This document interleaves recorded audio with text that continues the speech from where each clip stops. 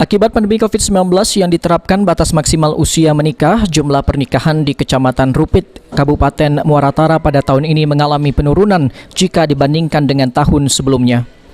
Pengurangan tersebut sendiri menurut salah satu penyuluh agama di Balai Nikah KUA Rupit mencapai 50%.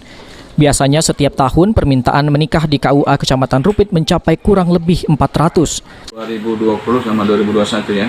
Untuk 2021 sampai Agustus, akhir Agustus jauh menurun, hampir 50%. Kalau jumlah nikahnya untuk tahun ini berapa banyak sampai sana?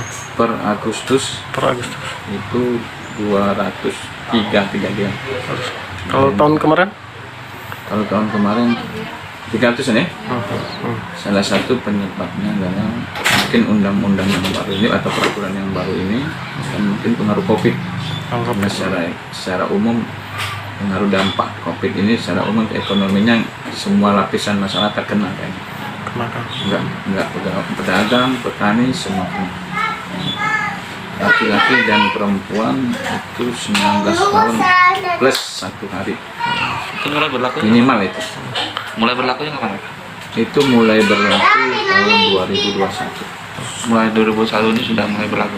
Undang-undangnya peraturan sebelumnya sih, tapi sosialisasinya mulai kita aplikasikan itu seluruh awal 2021.